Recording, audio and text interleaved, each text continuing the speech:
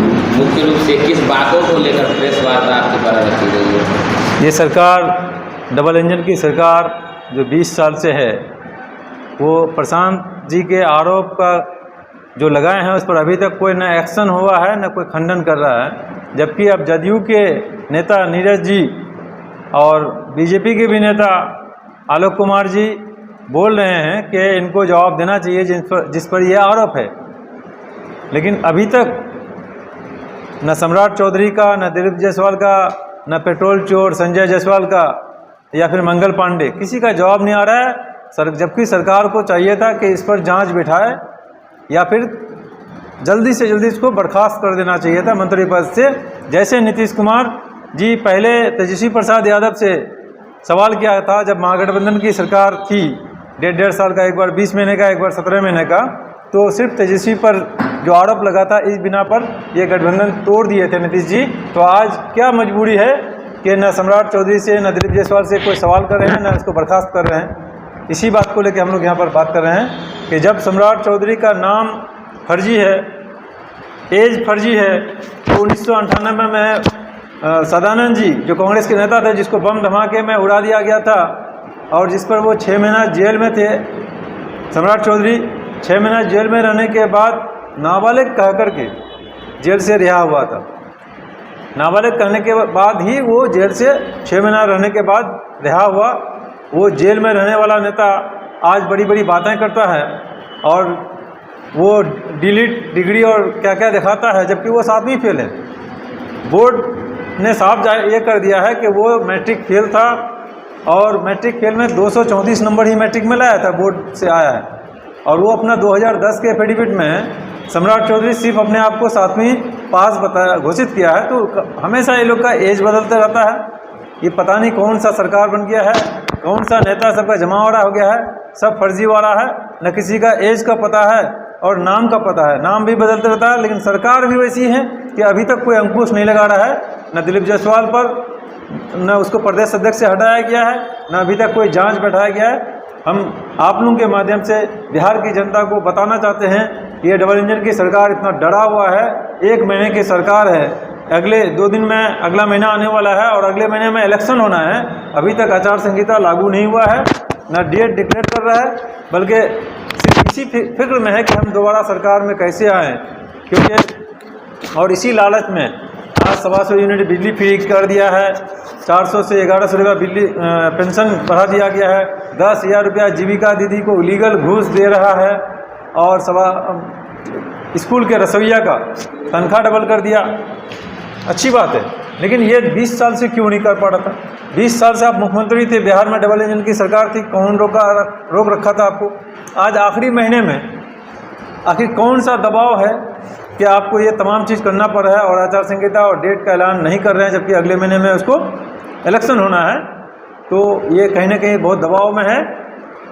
तो हम बिहार की जनता से, प्रदेश की जनता से तक ये मैसेज देना चाहते हैं कि सरकार जो मनमानी कर रहा है, खास करके जब महागठबंधन की सरकार थी और नीतीश कुमार जी तेजस्वी प्रसाद यादव को पलटी मार करके जब एनडीए की सरकार में दोबारा हुआ था, सिर्फ इस बिना पर कि तेजस्वी पर आरोप लगा था। तो आप जब उस वक्त कर सकते हैं, आप कुर्सी के लिए पलटते रहते हैं, कभी इधर कभी उधर, तो अब कोई रास्ता नहीं हुआ है। इसलिए दिलीप जायसवाल जी पर कोई सवाल नहीं हो पा रहा है, न आपके सम्राट चौधरी पर हो रहा है, न अशोक चौधरी पर हो रहा है। आप जैसे कि बोल रहे हैं, आरोप लगा रहे, एक सम्राट चौधरी ने पोस्ट डाला था जिसमें उन्होंने बताया था कि आपके मुखिया प्रशांत किशोर के द्वारा लगाया गया आरोप गलत है और आपके मुखिया पर भी मानहानि का केस होने वाला करोड़ों का। इस पर क्या कहेंगे? देखिए, 100 करोड़ का नोटिस आया है अशोक चौधरी की तरफ से। उसको हमारे पार्टी के उपाध्यक्ष एडवोकेट YB गिरी साहब जवाब दे दिए हैं और अभी तो फिर एक नया खुलासा होने वाला है। अभी जो खुलासा होगा तो पता चल जाएगा। उसका जो भी सवाल है, उसका जो नोटिस है, उसको जवाब देना चाहिए था। अशोक चौधरी को जवाब देना चाहिए था कि जो हम पर लगाया गया है 200 करोड़ रुपया खरीद, 200 करोड़ रुपये का जो ज़मीन खरीद किया गया है, उसका ब्यौरा देना चाहिए। तो वो बता रहा है कि मेरी बीवी लिया होगा, तो बीवी प्रॉपर्टी एक ही प्रॉपर्टी माना जाता है। हल्फनामे में, एफिडेविट में हर आदमी को जो ये करता है, इलेक्शन लड़ता है, उसको अपना एफिडेविट में अपना संपत्ति का ब्यौरा देना पड़ता है। तो अगर उसकी बीवी का प्रॉपर्टी का पता उसको नहीं था क्या? यकीनन पता होगा। तो बौखलाए हुए है वो डराने के लिए वो नोटिस दिया है। तो प्रशांत किशोर जी ये सब नोटिस से डरने वाले नहीं हैं। यकीनन उस नोटिस का जवाब भी उसको दे दिया गया है। और जो भी अब कमी है अभी, और जो दूसरा किस्त है वो आज ही जारी होने वाला है। इसी तरह से आप कह रहे थे कि प्रशांत किशोर के द्वारा जो जितने सारे आरोप लगाए गए, चाहे वो बीजेपी के नेता पर हो या जदयू के नेता पर हो, अब तक जो है सरकार की तरफ से किसी प्रकार की खुलासा नहीं की गई। लेकिन अभी जो है कुछ ही दिन पहले जो है जदयू के नेता और बीजेपी के नेता भी तो खुल करके आप सामने आ रहे हैं और बयान भी दे रहे हैं। यही तो कहना चाहते हैं कि मनोज जी, नीरज जी, जदयू के हैं नीरज जी जो प्रवक्ता हैं, वो भी बोल रहे हैं कि अशोक चौधरी को जवाब देना चाहिए था।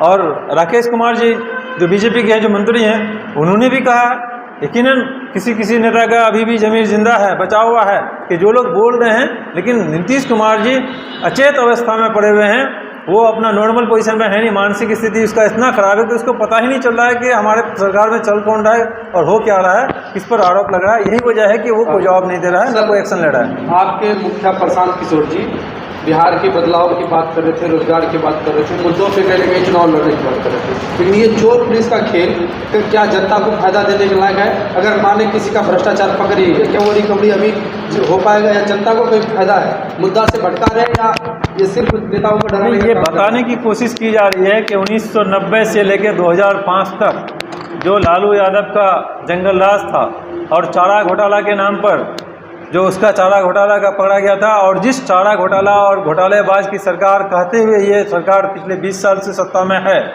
नीतीश सरकार, डबल इंजन की सरकार, तेजस्वी प्रसाद, नीतीश कुमार और बीजेपी की सरकार जो डबल इंजन की सरकार है, पिछले 20 साल से सुशासन बाबू के नाम पर जो है, इसलिए इस बात को बार बार दिया जाता है कि यह सुशासन बाबू नहीं है। जैसे लालू का वो जंगल राज था, घोटाला सरकार था, वैसी घोटाला का सरकार अभी भी है। लेकिन इसकी बात को बोलने की हिम्मत महागठबंधन के नेताओं को नहीं है, क्योंकि ये भी डरा हुआ है कि अगर हम उसके खिलाफ में बोलेंगे तो मेरा भी पोल पट्टी खोलेगा। क्योंकि इस 20 साल के जो एनडीए की सरकार रही है, उस एनडीए के सरकार में 37 महीना, पहली बार 20 महीना और फिर 17 महीने में तेजस्वी प्रसाद यादव भी डिप्टी सीएम है। अगर जो भी घोटाला इसके पीरियड में हुआ है तो उस घोटाले में तेजस्वी प्रसाद यादव भी शामिल है, क्योंकि 37 महीने में मतलब 3 साल ये भी डिप्टी सीएम रहे हैं।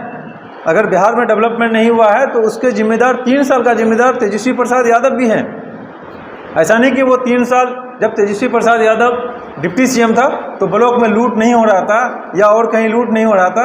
यकीनन जब महागठबंधन की सरकार हो या एनडीए की सरकार हो, दोनों सरकार में लूट खसोट हो रहा है। और इस बात को बोलने की हिम्मत महागठबंधन के नेताओं में नहीं है, क्योंकि ये लोग पहले से डरा हुआ है कि चारा घोटाला और फड़ा घोटाला करके रखा है, पहले से दुनिया भर का घोटाला है, तो ये लोग बोल नहीं पा रहा है। यही वजह है कि प्रशांत जी बताने की कोशिश कर रहे हैं, जनता को बताने की कोशिश कर रहे हैं कि जिस तरह से तेजस्वी प्रसाद यादव के पिताजी लालू यादव जी के टाइम में जो चारा घोटाला हुआ था, और आज भी दुनिया भर का घोटाला और भ्रष्टाचार चरम सीमा पर है, बिहार की जनता को बताया जा रहा है, ताकि बिहार की जनता आने वाले अगले महीने में जो इलेक्शन है इस बात को माइंड में रखे कि जिसको आप समझ रहे थे कि ये घोटाला नहीं है, सिर्फ घोटाले की वो सरकार थी, तो वो भी सरकार घोटाले की थी, ये भी सरकार घोटाले और भ्रष्टाचार और जंगलराज अफसर